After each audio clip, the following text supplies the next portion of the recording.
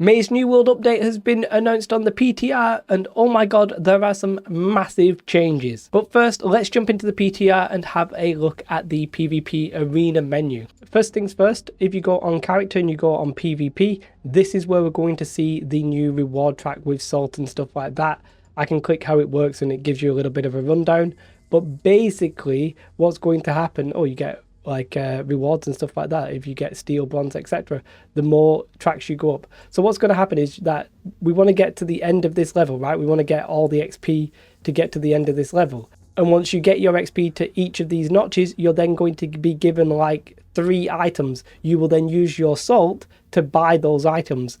The best equipment and whatever the rewards are going to come at checkpoint 3. And you will get your XP just doing all different kinds of PvP. You apparently get bonus as of salt if you get XP with the PvP flag on in the open world, which I do find interesting. So all in all, this looks pretty cool, not gonna lie. So one thing that is interesting about the PvP arenas is that the rounds are going to be best of 5. So whoever gets first to 3. Each round is expected to last about 2 minutes. And then after 2 minutes, this sort of like ring of fire or something is going to shrink in and, speed up the battle. Now, I'm sat here waiting for the PvP arenas.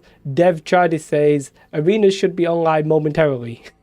So they're having obviously a little bit of difficulty there. And if anything, what I'll do is if I do get into a PvP arena, I'll just play the game footage whilst I talk about the rest of the stuff, okay? I'll let my poor PvP skills demonstrate themselves in the background, but let's talk about the other big changes in this patch. There are some pretty important balance changes. Now, there's quite a lot of weapon balance changes, which depending on what weapon you play, I'll let you go have a look at those, but there's some overall gameplay balance, which I'm really interested, that's going to affect combat. One of the key things is that they're adding a 1-second delay to stamina regen after a dodge. And the idea behind this is simply a lot of people are just dodging around too much and it's really hard to lock them down, and that was really annoying. However, that's not the end of the story. Dodging is now allowed whilst rooted. You will not move, you will stay in place, but you will get the iframes essentially whilst rooted. So that means that if you want to try and time your abilities to survive, well, you can go ahead and do that. Another big change is that if you are slowed and you try to dodge, well, your dodge is now actually going to be less maneuverable. You're going to not go as far. You will simply move less distance. Of course, you'll still get the iframes, but again, this is to stop people just escaping very, very easily. Now, for all you light armor users, you might be like, what about these roots though? That's still too OP.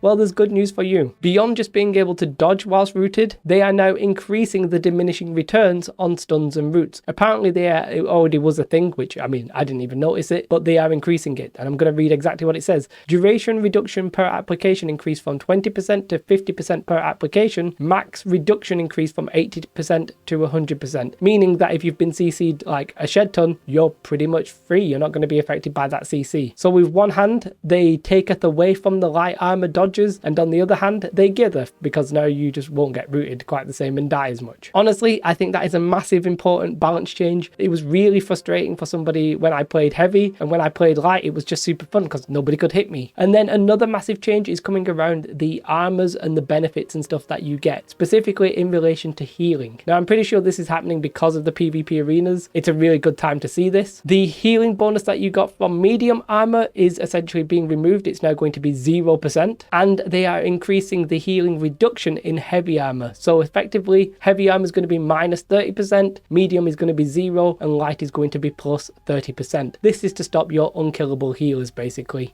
There is an update to how your melee attacks actually hone in on moving targets, and now you should actually be able to hit a moving target more consistently. That's good because, man, sometimes playing melee can be super frustrating. They have said that there's lots of desync fixes that they are making to various weapons. Hopefully that fixes the problem once and for all. Something that like I have here in my notes as just a one-liner, but is actually pretty big information, is that the depths is getting added to the endgame expedition mutator list. So we're effectively going from 4 endgame expeditions to 5, because yeah, you might have done the depths once or twice. Most people didn't spam it over and over, so it's going to feel, whilst not fully new, it's going to feel somewhat fresh. A couple of little things with Outpost Rush. In OPR, the defender is going to be able to shoot through the gates, so you're less likely to get spawn camped. And players will now get credit for damage over time attacks if they are the ones that do the kill. They They are now continuing with the Varangian Knight story. They are moving this into episode 2. This is generally actually only for players who are level 25 to 30, but a bit of me thinks that this might be ramping up into some sort of end game content, so